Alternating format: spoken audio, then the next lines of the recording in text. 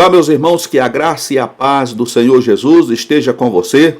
Estamos aqui de volta pela bondade e misericórdia de Deus para juntos estudarmos mais uma lição da Escola Bíblica Dominical. Desta feita, estudando a revista Conectar Mais Jovens, da editora Betel, que traz por tema Espírito Santo presente em todo o tempo. A lição de hoje é a lição de número 6, que traz por título Representações do Espírito Santo. O texto de referência está registrado em João, capítulo 7, de 37 a 39. Os irmãos que têm a sua Bíblia aí podem estar fazendo a leitura para poder estar compreendendo o que o Senhor tem a nos passar hoje através desta lição. O versículo do dia está registrado em Mateus, capítulo 3, 16, que diz: E sendo Jesus batizado, saiu logo da água, e eis que se lhe abriram os céus, e viu o Espírito de Deus descendo como pomba e vindo sobre ele. A verdade aplicada diz: através dos símbolos que representam o Espírito Santo, conhecemos mais a respeito de sua personalidade e ação no homem. Os objetivos da lição de hoje são 3, e o primeiro deles é saber sobre os títulos atribuídos ao Espírito Santo. Segundo, compreender as verdades dos símbolos do Espírito Santo. E terceiro, conhecer os aspectos da simbologia do Espírito Santo.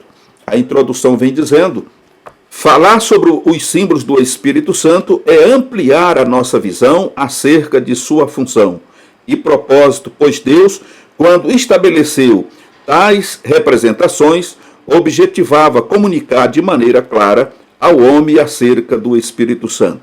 O ponto-chave de hoje é: cada símbolo e título atribuído ao Espírito Santo revelam verdades e profundidades teológicas a respeito da terceira pessoa da Trindade. No primeiro tópico, nós vamos estar vendo aqui sobre os títulos do Espírito Santo. E aí o Novo Testamento apresenta vários títulos concedidos ao Espírito Santo, objetivando conectar o título a uma função específica no seu relacionamento com o homem. Veremos abaixo alguns destes títulos e sua efetividade na vida dos discípulos. E o primeiro dele é sobre o Espírito da Verdade. Então, este é um dos termos mais usados por Jesus quando ele faz alusão ao Espírito Santo. Quando lemos o título Espírito da Verdade, que está registrado em João 14 e verso 17, fica claro que uma das funções do Espírito Santo é revelar a verdade de Deus aos nossos corações, a verdade que liberta e nos faz testemunhas de Cristo. Segundo o texto de João 16:13, o Espírito Santo nos guiaria também em toda a verdade. Como filhos de Deus e discípulos de Jesus, necessitamos ter a nossa vida regida pela verdade. Verdade nos lábios, verdade no andar e verdade no desenvolvimento de nossa vida cristã. Então, diante do que temos acabado de ver aqui, nesse comentário, o Espírito da Verdade, ele nos guia na verdade. Foi uma promessa de Jesus Cristo para os seus discípulos e para a igreja nesse tempo pós-modernidade. E sendo guiado pela verdade, nós nos tornamos pessoas que vai primar pela verdade. A verdade precisa estar em nossos lábios, precisamos falar a verdade, não mentir, porque a mentira é do diabo. E aquele que mente, aquele que pratica a mentira, conforme o apóstolo João descreve, ele nada mais é do que filho do diabo. Porque o diabo peca, ele mente desde o início, portanto, ele se tornou o pai da mentira. Então, o verdadeiro cristão, ele saiu das trevas para a luz. Outrora, quando não tínhamos conhecimento de Deus, vivíamos mergulhados no pecado, a mentira muitas vezes fazia parte da nossa vida cotidiana. Então, mentir era uma prática, né, que nos levava a fazer diversas coisas, o engano, a corrupção e muitas coisas que existe hoje no mundo corrupto e nesse mundo tenebroso aonde ainda estamos vivendo por um tempo. Mas, a partir do momento que viemos ou que nós chegamos ao conhecimento de Deus, da sua palavra, chegamos a conhecer o Senhor Jesus e crer nele como nosso único e suficiente Salvador, então aí passamos a viver na verdade. Pois o Senhor Jesus disse: e conhecereis a verdade, e a verdade vos libertará. Essa verdade é a palavra de Deus. Essa verdade é o verbo de Deus que se tornou carne. Essa verdade é o Espírito Santo que nos conduz pela verdade. Então, a partir desse momento em que nos encontramos com o Senhor Jesus, então nós passamos agora a viver na verdade. Se vivemos na verdade, não pode haver mentira, não pode haver engano, não pode haver nenhum tipo de coisa que venha nos prejudicar ou manchar as nossas vestes de salvação. Louvado seja o nome do Senhor. No segundo ponto, vem falando do Espírito Santo como Consolador. Outro título dado ao Espírito Santo no Novo Testamento é o de Consolador. A origem da palavra grega indica alguém que está ao nosso lado para sustentar e amparar. Sendo assim, esta palavra mostra o Espírito Santo presente em todos os momentos de nossa caminhada cristã. Na vida dos apóstolos, contemplamos o Espírito Santo sempre presente, operando sinais e maravilhas, sendo assim como hoje, o fator essencial do avanço da igreja daquele século. Não precisamos temer as perseguições e as adversidades, pois o Consolador estará ao nosso lado para nos fazer triunfar. Então, meus amados irmãos, nós observamos aqui que o Espírito Santo foi deixado como Consolador, né? O Paráclito, aquele que estaria conosco para sempre. O Senhor Jesus não prometeu o Espírito Santo por um período apenas, mas ele estaria convosco, ou estará convosco para sempre. Então ele nos instrui, ele nos orienta, ele nos guia, ele nos dá graça, ele nos dá sabedoria, enfim, e nos conduz, como já vimos a princípio, em toda a verdade. Louvado seja o nome do Senhor. Por isso, nós não precisamos temer as perseguições e a adversidade, porque temos o Espírito Santo conosco. E a palavra de Deus ainda nos diz que quando nós estamos em meio, né, às labaredas, dentro da fornalha, né, como ficou ali, né, os servos do Senhor no tempo de Nabucodonosor, nós temos ali o auxílio do Espírito Santo. Muitas vezes não sabendo orar, não sabendo nos expressar, por ser grande a nossa agonia, a nossa aflição, a palavra de Deus diz que o Espírito Santo intercede por nós diante de Deus com gemidos inexprimíveis. E isso é maravilhoso, porque ele está para nos fazer, né, triunfar em todas as situações da nossa vida. Então nós precisamos estar na presença de Deus e ser conscientes de que hoje nós temos o auxílio do Espírito Santo. Enquanto estivermos andando, né, com fidelidade diante do Senhor, o Espírito Santo será esse amigo inseparável que nos conduzirá até chegarmos nas moradas celestiais.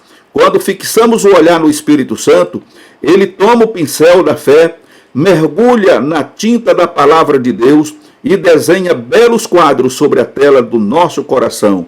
Essa frase ela foi descrita aqui pelo Dr. Paul Yong-Cho, né? Aquele pastor coreano. Então ele diz que o Espírito Santo tem todo esse critério para conosco. Ele nos faz triunfar em glória. Louvado seja o nome do Senhor Jesus. No segundo tópico, nós temos aqui os símbolos do Espírito Santo. Percebemos vários símbolos do Espírito Santo na Bíblia, tais como azeite, pomba, fogo, vento, água e selo. Embora tais símbolos mostrem verdades acerca do Espírito Santo, o Espírito Santo não é limitado por nenhuma delas. Então nós vemos que já tivemos a oportunidade de falar que o Espírito Santo, ele é uma pessoa distinta, ele é uma pessoa que toma decisões, né? É independente, ele sente, ele pensa, ele chora, ele se entristece, ele fala. Então é uma pessoa. Isso aqui são símbolos, né, que representam o Espírito Santo, mas ele é muito mais do que isso. Então, vejamos que ele não está limitado por nenhuma desses símbolos. Louvado seja o nome do Senhor Jesus.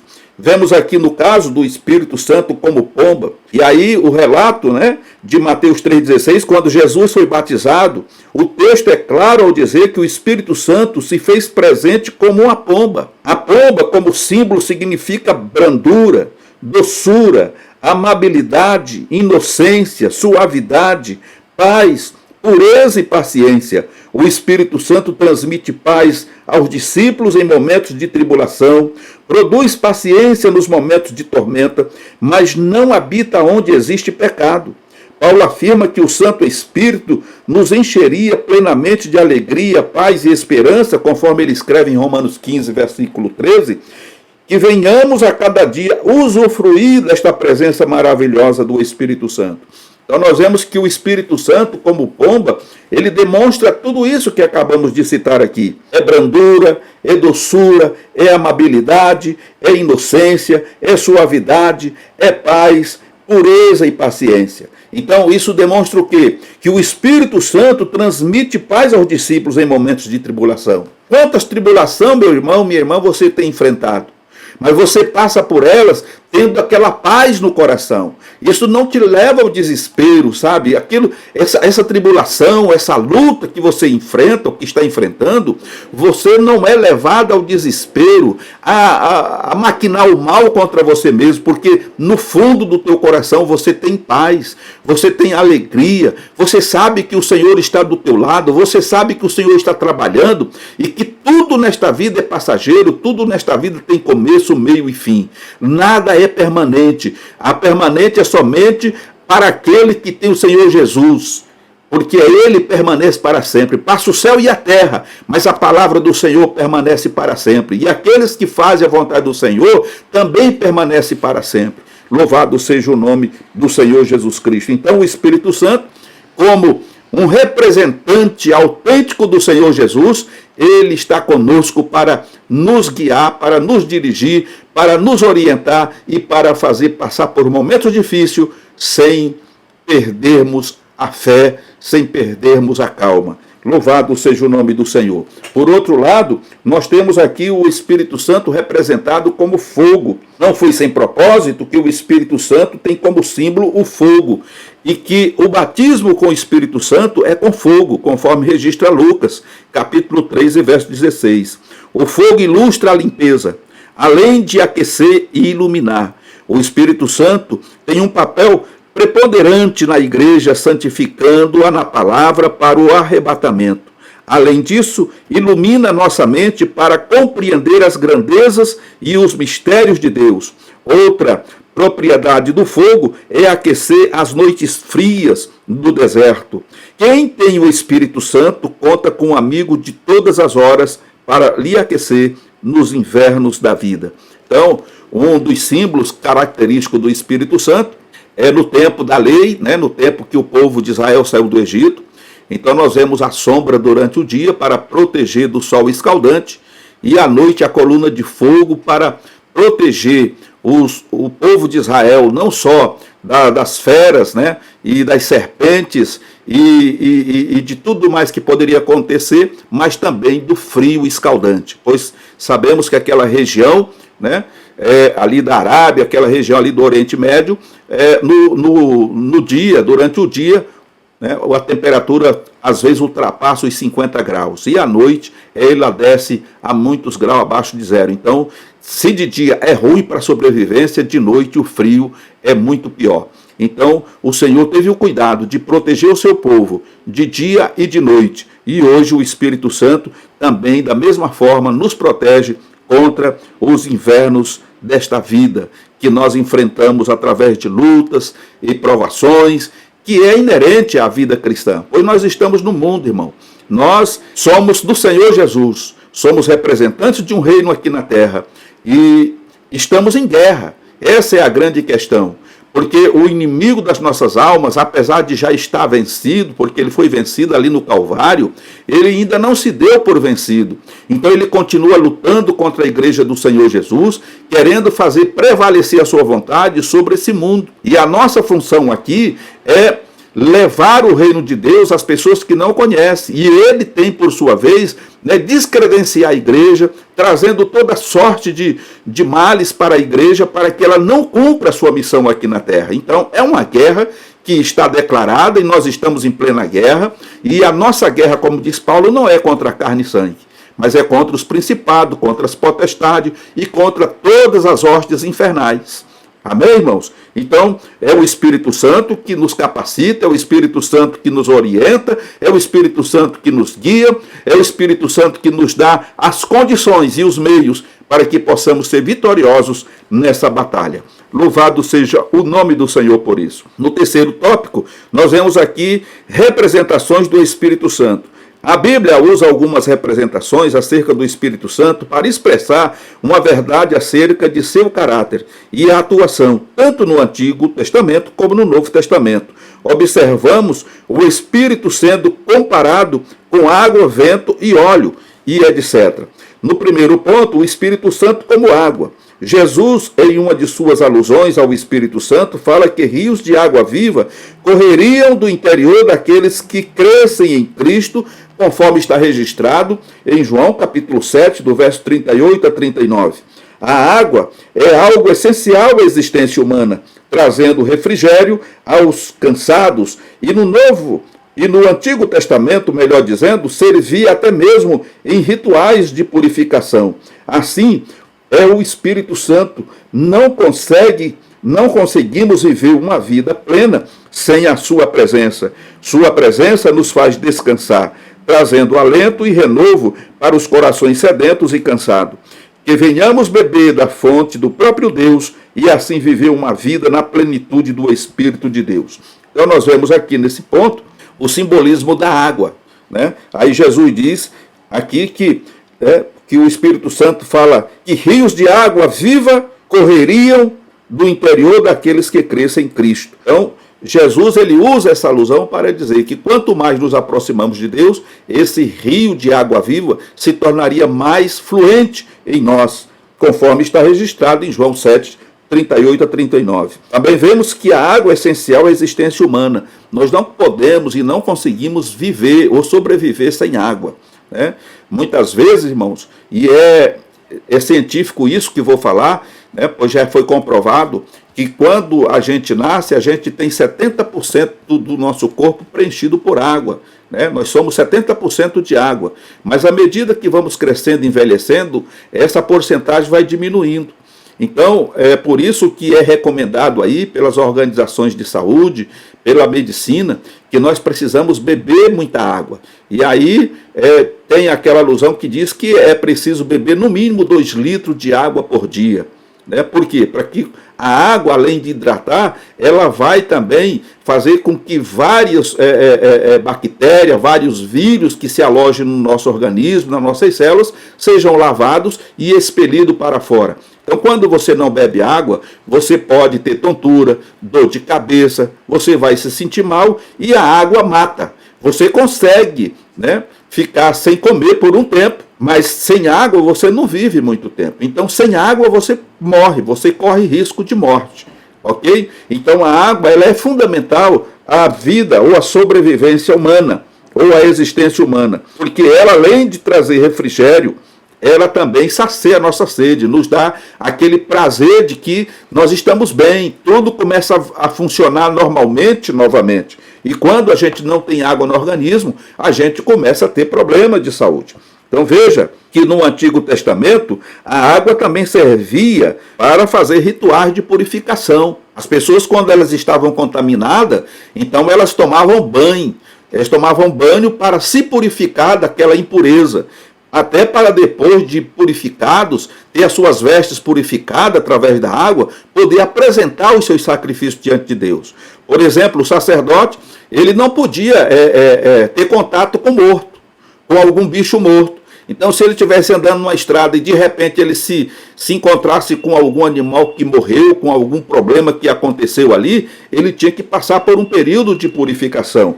Louvado seja o nome do Senhor. Assim, é o Espírito Santo.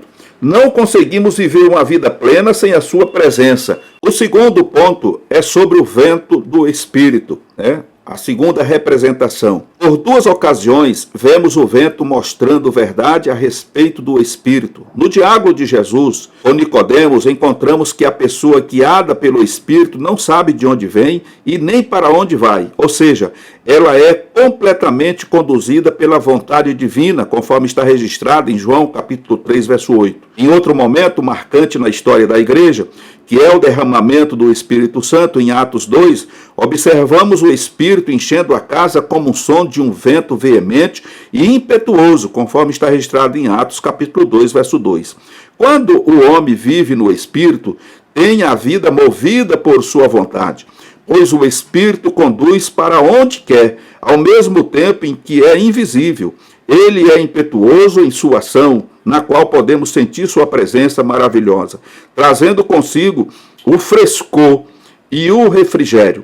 Então nós vemos aqui que quando o Senhor Jesus fala com Nicodemos, ele estava preocupado em saber como é que uma pessoa velha, já de idade, poderia nascer de novo. E ele faz a pergunta para Jesus: porventura, esse homem velho, idoso, pode retornar ao ventre da mãe e nascer de novo?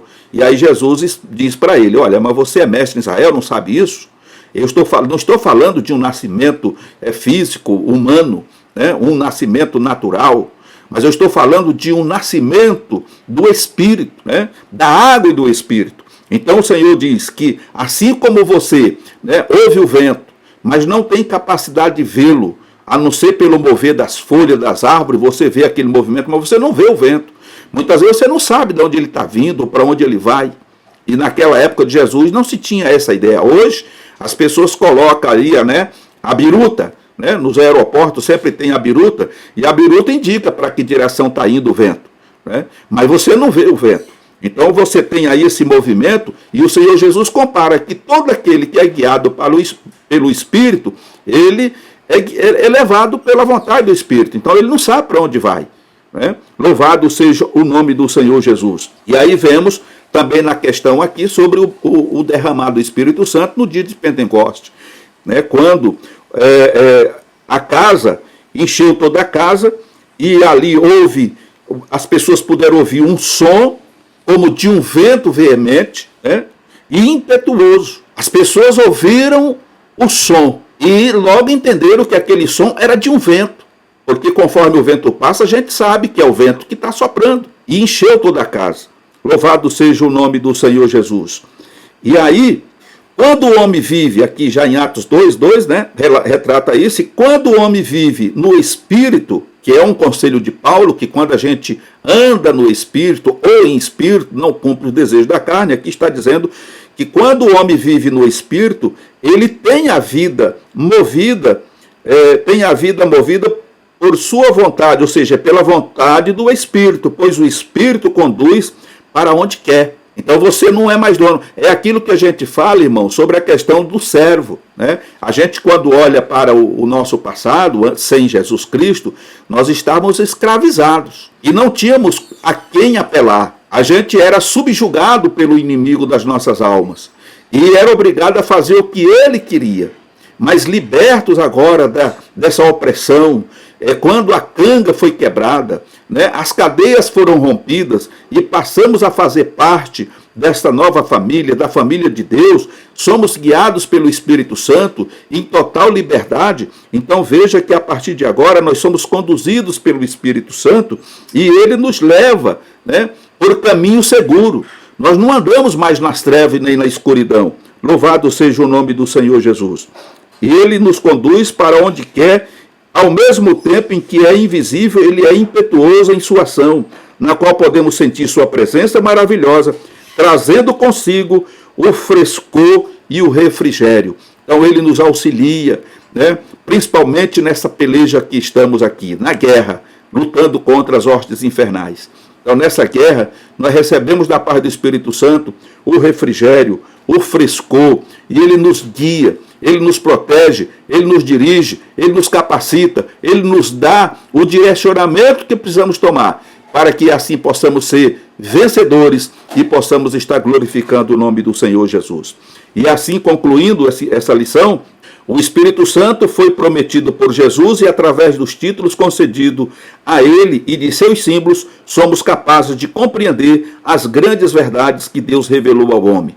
Então, meus amados irmãos, sabemos que biblicamente existem muitos símbolos que expressam verdade acerca da terceira pessoa da Trindade. Porém, nenhum destes símbolos pode se tornar fonte de adoração ou veneração.